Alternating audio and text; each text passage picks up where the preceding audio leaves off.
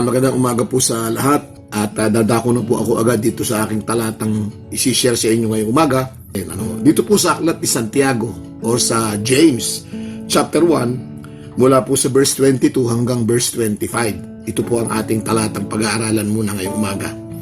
Ang sabi dito, "But be ye doers of the word and not hearers only, deceiving your own selves. For if any be a hearer of the word and not a doer, he is like unto a man beholding his natural face in a glass. For he beholdeth himself, and goeth his way, and straightway forgetteth what manner of man he was. But whoso looketh into the perfect law of liberty, and continueth therein, he being not a forgetful hearer, but a doer of the work, this man shall be blessed in his deed." Pagpalain ng Panginoon ng mga talata. Mag-pray po ako sandali. Lord, salamat po ngayong umaga sa karangalang muli, pribilehiyo po na makapagbahagi ng salita po nyo dito po sa greater Bicol area, Panginoon, through the IBC Naga. Bless the verses, Lord, and bless your preacher. In Jesus' name I pray. Amen and amen. Ang nais ko pong pansinin nyo dito po sa mga talatang binasa po natin ay ito pong salitang "and continueth therein." Opo, "and continueth therein." Ang sabi po, ang mapalad o ang pinagpapala ng Diyos hindi yung basta bumabasa. Ako po ay nagtuturo na maganda po sa tao magbasa ng Biblia. At kung sa unang pagkakataon hindi mo maunawaan, sige lang, basa lang ng basa. Ano ho? Pero ako po ay naniniwala na kung tunay kang Kristiyano, darating sa punto ng buhay mo na mauunawaan mo ang binabasa mo. Ano ho? At sa pagkaunawa, opo, ay maia-apply mo ito sa iyo. Tayo po ay binigyan tayo ng Panginoon ng power to do what is right. Opo, sabi nga ng Bible, binigyan tayo ng Panginoon ng sober mind. Opo, matinong kaisipan. Opo, para maunawaan natin kung ano yung tamang ginagawa natin. Yan ang kaibahan ngayon ng taong saved. Opo, nung ikaw po saved, alam mo rin ang tama't mali, but you don't have power to do what is right. Ngayon bilang mananampalataya ka na, binigyan ka ng Panginoon ng power. Sabi nga ng Bible, Acts 1:8, "You shall receive power after the Holy Ghost is come upon you." And this power applies to everything. Sa buhay natin bilang Kristiyano, ano po? It applies to everything. It applies to our power to do what is right. Kaya nga sabi ni Apostol Pablo, "I can do all things through Christ who strengthens me." Kaya po, una hindi mo maunawaan, opo. Pero naniniwala po ako na with the power that God has given us, we will come to understand the Word. Maunawaan natin. And not only to understand, but to apply the Word. Sabi po dito sa ating binasang talata, "Be ye not hearers only, opo, but be ye doers." Opo, kailangan po yung naunawaan mo na tama, ma-apply mo sa buhay mo sapagkat naandoon ang blessing natin. Opo, walang kabuluhan ng salita ng Diyos na nasa isip lang, na nasa puso lang. Ang kahalagahan at importansya at blessing ng Word of God when you learn to apply the Word. Yun ang pinakamaganda ro, when you learn to apply the Word. Kaya nga po sabi rito, "But whoso looketh into the perfect law of liberty," tumitingin at umiintindi sa perfect law of liberty, "and continueth therein." Opo, nagpapatuloy, nagbabasa, nauunawaan, at nakapag-a-apply ng Word of God. Ang sabi ng Bible dyan, "He being not a forgetful hearer, but a doer of the work, this man shall be blessed in his deed." May blessing sa pagtupad ng salita ng Diyos. Opo, may blessing po. Kaya nga makikita natin, sabi nga po ng Biblia, di ba? Ang sabi ng Biblia, ang nagbibigay ng masaya, siyang pinagpapala ng Diyos. Kasi nakita mo na, kaya ka magbibigay, dahil ito'y kailangan ng gawain ng Panginoon. Hindi ito kailangan ng Diyos, kailangan ito ng gawain ng Panginoon. And you want to be a blessing. And so you do what the Bible says. Ano sabi ng Bible? "Bring ye all the tithes into the storehouse." Ano sabi ng Bible?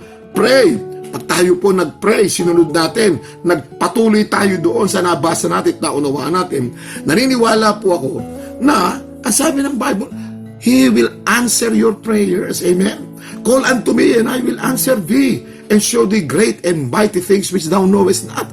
Sabi po doon sa Hebrews chapter 4 verse number 16, let us therefore come boldly to the throne of grace. Pwede tayong manalangin with boldness. Ano ibig sabihin ng boldness? With honesty. Opo, sabihin mo yung talagang gusto mong masumpungan. Opo. Let your requests be made known unto God. Sabi po sa aklat ng Pilipos. Pag ginawa natin ang sinasabi ng Biblia, then naandoon ang blessing ng Panginoon. Opo. Ang sabi rito, He being not a forgetful hearer. Opo. Huwag natin makalimutan yung binasa natin. I-apply. Paano natin ito mapapanatili? Paano hindi natin ito malilimutan? When you keep doing it. When you keep doing it, hindi mo na kailangan alalahanin. It comes naturally. Lagi mo nang ginagawa. Opo. Parang yung everyday routine natin, pagkagising mo sa umaga, naghihilamos ka. Hindi mo na kailangan isipin yun eh. Hindi mo na kailangan isipin magtututbrush ka. Opo, pagka ikaw ay palis sa trabaho, hindi mo na iisipin kailangan mo ng watch. Isusot mo na yung watch mo. It comes naturally, automatically. Opo. Ganon din po ang Word of God. Ano po? Ganon din ang Word of God. Ang sabi rito, pag nagbasa ka ng salita ng Diyos, ituloy mo, hindi lang basta mabasa. Oo. The first step is to read. The second step is to understand. And the third step is to apply. Apply what you understood from the Word. At nandun ang blessing ng Panginoon. Ako po naniniwala, every believer, every Christian, ano po? Opo, na matapos na tayo masave, matapos maunawaan natin ang salita ng Diyos, opo, naniniwala po ako na ang next na gusto natin, mabless. Amen? Mabless. Sabi doon sa Aklat ng Mga Awit, Kapitulo 1, sino ang pinagpapala? Yung nagpapatuloy sa Word of God. Yung ang kagalakan ay mag-meditate sa Word of God. Opo, sapagkat itong Word of God, ito po ang manual ng buhay natin, mga kapatid. Napakahalaga po nitong salita ng Diyos. Kaya nga tayo binigyan ng Panginoon ng salita ng Diyos po eh. Sapagkat ito ang magiging manual ng buhay natin. Dito natin ibabatay ang araw-araw nating Christian life. Opo, mahalaga po itong Word of God. Kaya sabi dito, be not hearers only. Opo, be not hearers. Be a reader, be a hearer, and be a doer of the Word of God. For therein is the blessing of the Lord. Sabi po doon sa John chapter 12 verse 48, lahat ng nabasa mo na hindi mo ginawa, ipagsusulit mo sa Panginoon. Opo. Yung salita rin ng Diyos ang gagamitin ng Panginoon sa atin para tayo po ay kausapin pagdating natin sa langit. Opo. Nandun pa rin ang Word of God. Ang Word of God pa rin ang gagamitin ng Panginoon na pagpapatunay sa atin pagdating natin sa harapan ng Diyos. Opo. Kung paano tayo i-reward, kung paano tayo bibigyan ng award, Word of God pa rin ang gagamitin.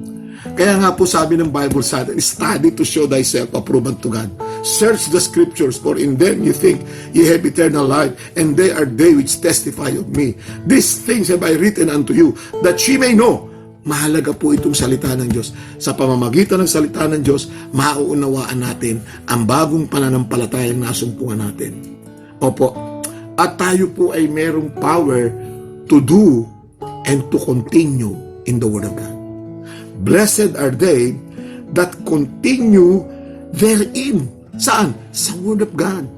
Opo, being not a forgetful hearer, but a doer of the word. You want to be blessed? Continue in the Word of God. Kaya nga po, sabi ni Joshua, this book of the law, the Word of God, should not depart out of your mouth. Huwag nating ihiwalay sa atin to. Tell me how close you are to your book, and I'll tell you how close you are to God. Magandang umaga po. Sana po nakapulot tayo kahit konting nuggets of wisdom from these verses. James chapter 1, verse 22 to 25. Continue therein. Lord, salamat po. Bless the words and bless this short devotion, Lord. Salamat po sa inyo. Sa iyo ang papuri sa pangalan ni Jesus. Amen and amen.